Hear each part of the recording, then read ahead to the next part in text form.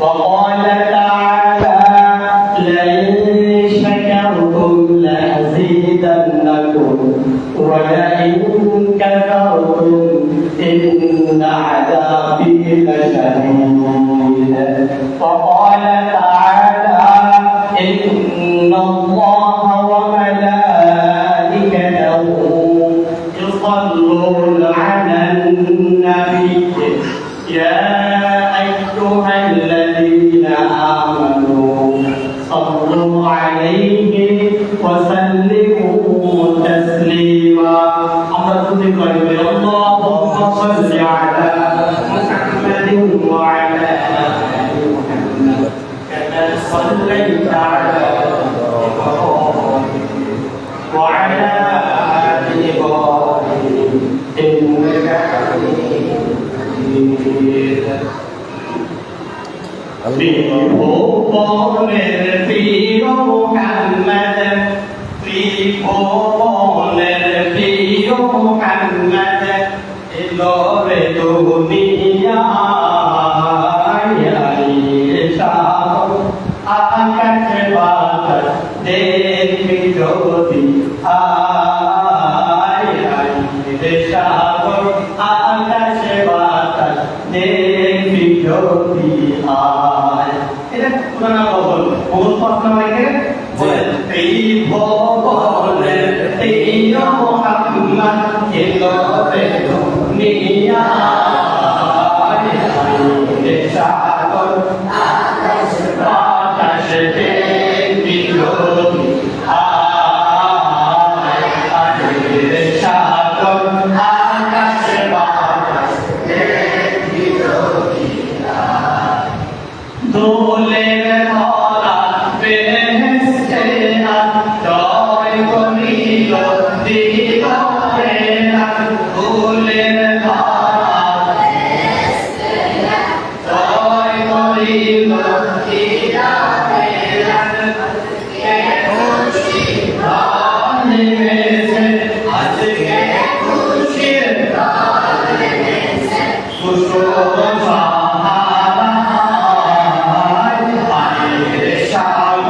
আকাশ বাতাস দেখবি যদি আয় রে সাগর আকাশ বাতাস দেখবি যদি আমি আমাকে বলে দোলে শিশু ইসলাম দোলে আমি আমাকে বলে দোলে শিশু মুখে সাহায্য মুখে সাহায্য পানিতে সুদায় আয়ে সাগর আকাশ বাতাস দেখবি যদি আয়ে সাগর আকাশ বাতাস দেখবি যদি আজকে কত পাপিও তাপি সব গুনাহের বিলমাপি আজকে কত পাপিও তাপি সব গুনাহের বিলমাপি দুনিয়া হবে বেইনসাফি দুনিয়া হবে বেইনসাফি জুলুম লোভিতা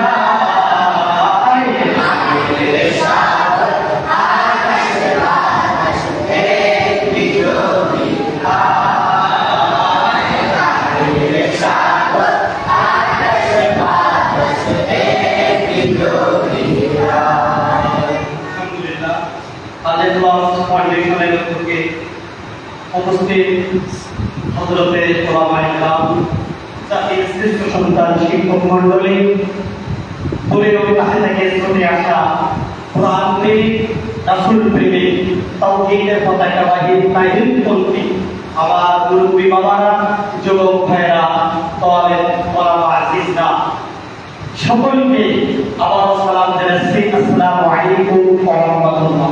ওয়া আলাইকুম আসসালাম ওয়া রাহমাতুল্লাহ। যিনি আজকে আমাদের ক্লাস মাল্টিশনের মাধ্যমে শুনলো আমরা রাসূল সাল্লাল্লাহু আলাইহি ওয়াসাল্লামের সিরাত শোনার জন্য এবং বলার জন্য আসতে পেরেছি, এই জন্য বলে আলহামদুলিল্লাহ। সালাম বর্ষিত হোক বিশ্ব নেতা, বিশ্ব নবী, যিনি আদর্শ একজন স্বামী ছিলেন, আদর্শ একজন নবী ছিলেন, আদর্শ একজন নেতা ছিলেন, আদর্শ একজন শিক্ষক ছিলেন এবং আদর্শ একজন রাষ্ট্রনায়ক ছিলেন নবী মুহাম্মদুর রাসূলুল্লাহ সাল্লাল্লাহু আলাইহি ওয়াসাল্লাম। আলোচনা রাসূলের সিরাত নিয়ে, রাসূল সাল্লাল্লাহু আলাইহি ওয়াসাল্লামের সিরাত। শুরুতেই বুঝতে হবে যে হাদিস পড়ো না হাদিস যার তিনি বড়, কে বড়? হাদিস যার তিনি বড়। পবিত্র কোরআনে মাজিদ পড়ো না কোরআন যার কালাম সেই আল্লাহ বড়, কে বড়? কোরআন যার কালাম তিনি বড়। সম্মানিত ভাইরা, আমরা আজকে এমন একজন নেতাকে নিয়ে, এমন একজন নবীকে নিয়ে আলোচনা করতেছি যিনি পৃথিবীতে আসার আগে মানুষ তার সম্পর্কে জানত। সুবহানাল্লাহ। রাসূল সাল্লাল্লাহু আলাইহি সাল্লামের যুগে দুটা দল ছিল, একটা হলো ইহুদি আর একটা হলো নাসারা। এই ইহুদি এবং নাসারা এরা আসমানি কিতাব পাঠ ছিল। ইহুদিদের কিতাব ছিল তাওরাত আর নাসারা বা খ্রিস্টানদের কিতাব হলো ইনজিল। এই ইনজিল এবং তাওরাত কিতাবে আমাদের নবী সম্পর্কে সুসংবাদ ছিল। জোরে বলুন সুবহানাল্লাহ। ও আল্লাহর বান্দা, কেমন নবী ছিলেন আপনার নবী, আমার নবী বিশ্ব নবী মুহাম্মদুর রাসূলুল্লাহ। ও আল্লাহর বান্দা, তাওরাত এবং ইনজিল কিতাবে আমাদের নবীর ফিজিয়াল রূপ কেমন হবে, তার চুল কেমন হবে, তার চোখ কেমন হবে, তার অঙ্গ প্রত্যঙ্গ কেমন হবে, তিনি কখন কোথায় জন্মগ্রহণ করবেন, কোথায় সফরে যাবেন, এই সব কিছু তাদের কিতাবে বর্ণনা ছিল। সুবহানাল্লাহ। তাওরাত এবং ইনজিলে এই সব বর্ণনা ছিল। সুবহান। ভাই আমার শুধু তাই নয়, হিন্দুদের ধর্মগ্রন্থ বেদে আমাদের নবী সম্পর্কে সুসংবাদ ছিল, আছে। যদি বলুন সুবহানাল্লাহ। ভারতে ইলাহাবাদ বিশ্ববিদ্যালয়ের প্রসিদ্ধ বেদ প্রকাশ এক গবেষণায় তিনি বলেছিলেন যে হিন্দুরা যার অপেক্ষায় রয়েছে, যাকে পূজা দেবে বলে, তিনি আর কেউ নন, তিনি হলেন মুসলমানদের সর্বশ্রেষ্ঠ সর্বশেষ নবী মুহাম্মদুর রাসূলুল্লাহ, যিনি আজ থেকে 1400 বছর আগে পৃথিবীতে এসেছেন। জোরে বলুন সুবহানাল্লাহ। তিনি 9টি সূত্র ধরেছিলেন। এর মধ্যে এক নম্বর যিনি পৃথিবীতে আসবেন, হিন্দুদের ধর্মগ্রন্থ বেদে আছে, এখনো আছে, যে তিনি পৃথিবীতে আসবেন, তিনি আসবেন কলিযুগে, তার নাম হবে কলকি। কি নাম হবে? কলকি। তিনি শামপালা শহরে জন্মাবেন, শামপালা শহরের প্রধানের ঘরে জন্মগ্রহণ করবেন। তার পিতার নাম হবে বিষ্ণু ভাগবত, মায়ের নাম হবে সুমতি। সম্মানিত ভাই আমার আপনার নবী এমন একটা যুগে পৃথিবীতে অবতরণ করেছেন, সেই যুগকে বলা হয় জাহিলি যুগ, অন্ধকারের যুগ। কেমন জাহিলি যুগ ছিল? যে একজন নারীর কোনো মূল্যায়ন ছিল না। ও আল্লাহর বান্দারা, সেই যুগে এমন একটা অন্ধকার যুগ ছিল যে একজন নারীকে তারা প্রয়োজন সংকেতের মতো, তরি তরকারির মতো, আর বাপের মতো বাজারে বেচা কিনা করতো। জোরে বলুন নাউযুবিল্লাহ। সেই সময় গরিবদের কোনো মূল্যায়ন ছিল না, গরিবের শুধু মূল্যায়ন ছিল। এই সময় আপনার আমার বিশ্বরে না পৃথিবীতে এসে তাদের মধ্যে নারীদের মর্যাদা এবং গরিবের মধ্যে পার্থক্য যে নাই, তিনি সেই সব মানুষগুলোকে সোনার মানুষের পরিণত করেছেন। এটা ছিল কলিযুগের সূচনা। এই যুগে আল্লাহ রাসূল সাল্লাল্লাহু আলাইহি সাল্লাম পৃথিবীতে এসে যে সত্য মিথ্যার পার্থক্যকারী আল্লাহ রাসূল সাল্লাল্লাহু আলাইহি সাল্লামের আরেকটা নাম হলো, আল্লাহ রাসূল বলেছেন আমার নাম হচ্ছে আল-মাহি। আসুন বিস্তারিত আলোচনা আসতেছে, যেহেতু এখানে অল্প সময় একটা আলোচনা আসতেন, আমি গভীর থেকে কথা বলতে চাচ্ছি যেটা আমাদের সকলের প্রয়োজন। মসজিদেও এগুলো আলোচনা তেমন একটা হয় না। আমাদের মসজিদে আলহামদুলিল্লাহ আল্লাহ রাসূল সাল্লাল্লাহু আলাইহি ওয়াসাল্লাম জন্ম থেকে আজকে 44 বছর পর্যন্ত আলোচনা হয়েছে।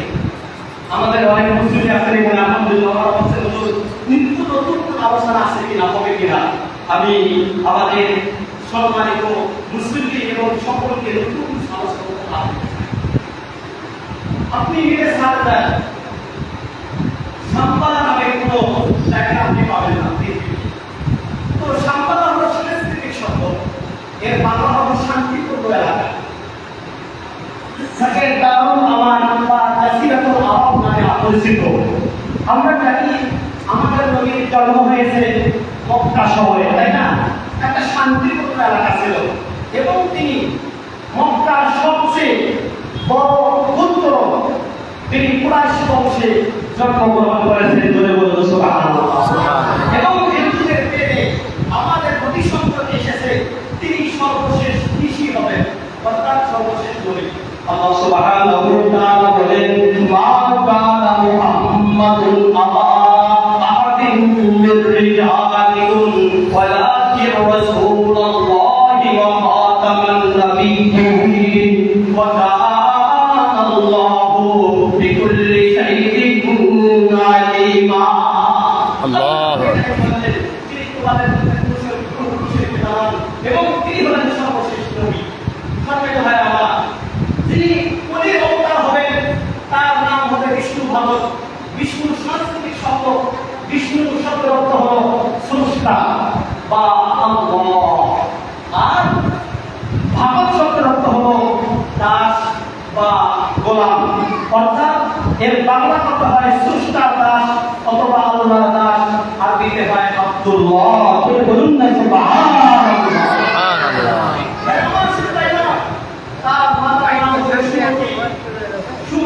সাংস্কৃতিক শব্দ, এর বাংলা হয় শান্তি, আর আরবি কথা হয় আমিনা। সুবহানাল্লাহ। ভারতের এলাহাবাদ বিশ্ববিদ্যালয়ের প্রসিদ্ধ অধ্যাপক বেদ প্রকাশের গবেষণায় তিনি বলেছিলেন, হিন্দুরা যার অপেক্ষা করে আছে তিনি আর কেউ নন, তিনি হচ্ছেন কলিযুগের কলকি। তার নাম হচ্ছে মাহি, তার পিতার নাম হবে আব্দুল্লাহ, মায়ের নাম হবে সুমতি।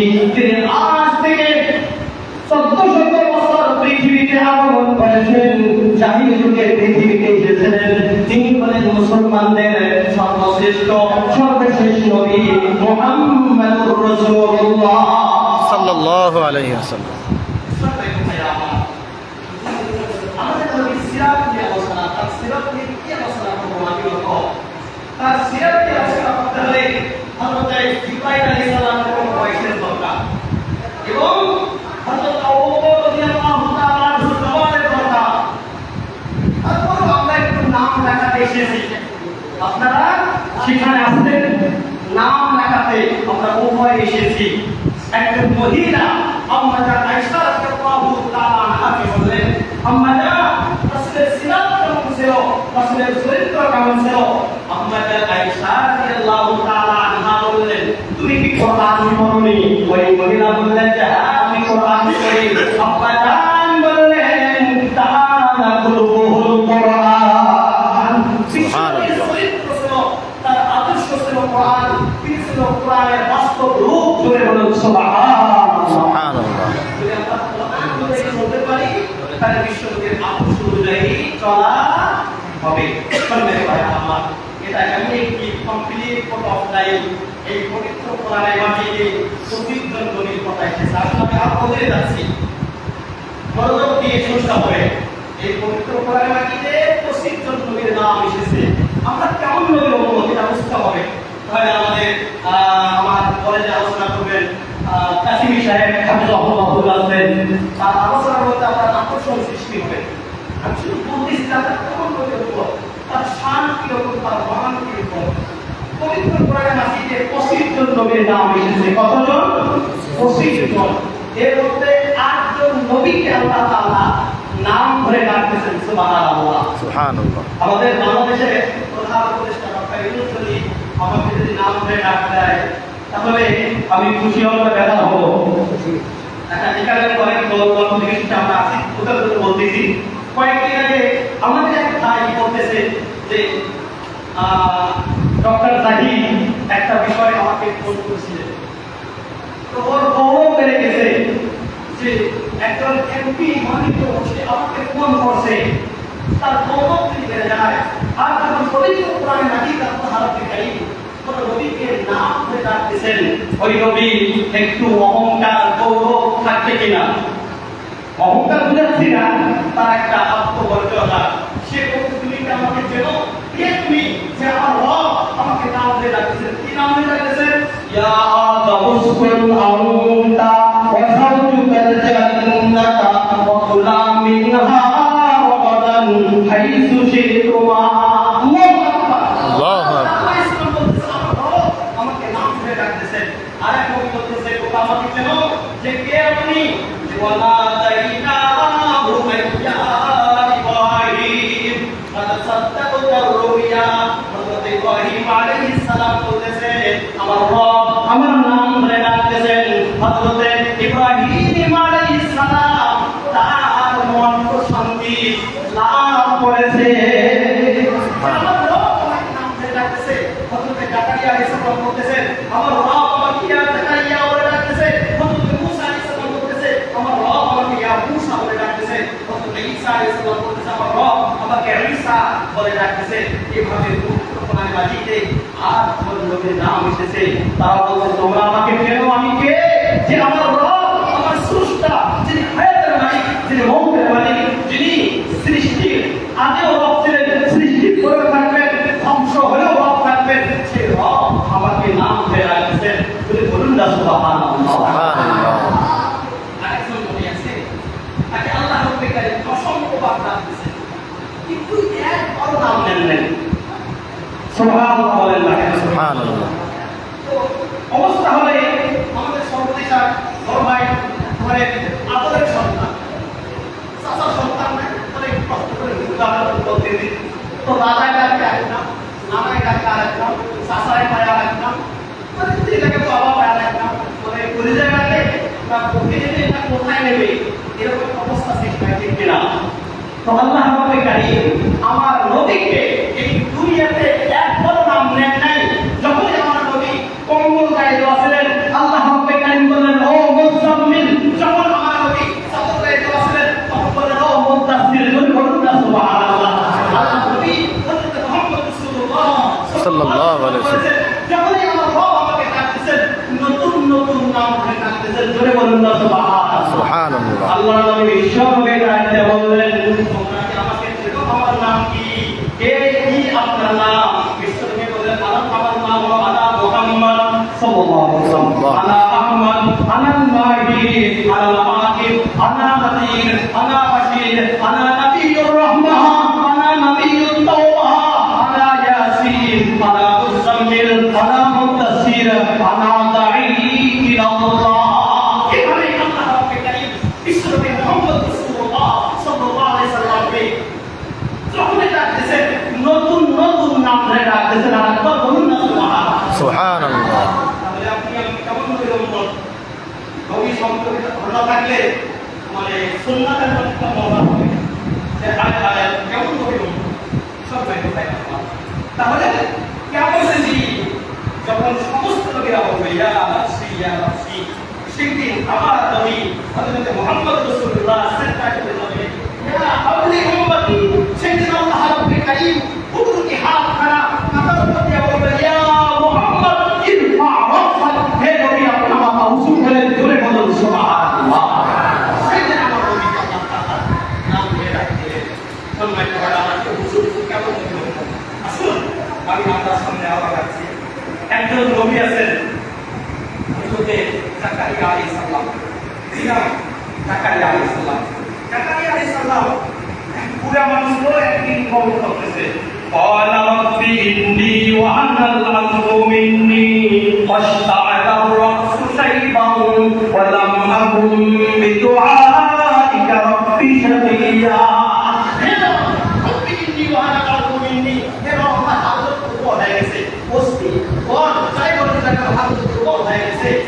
সুবহানাল আব্দু বিনি, আপনার কাছে যা চাইছি তাই চাইছি, পায়া কোনদিন ছায়া কোনদিন আপনি ব্যর্থ হইনি।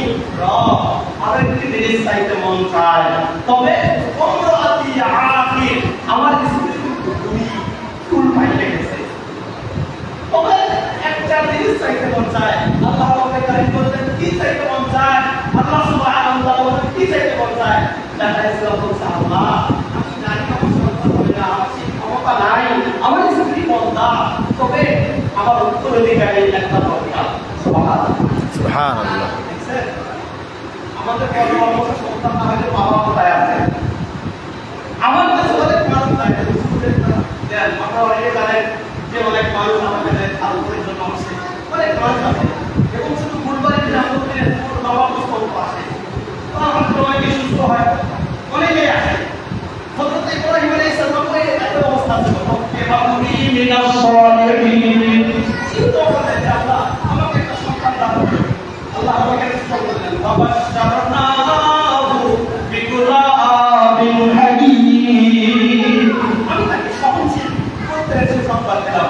সম্মানিত ভাই আমার কি তাহলে হযরত জাকারিয়া আলাইহিস সালাম আল্লাহর কাছে আল্লাহ একটা উত্তরাধিকারী একটা সন্তান দেন, আমার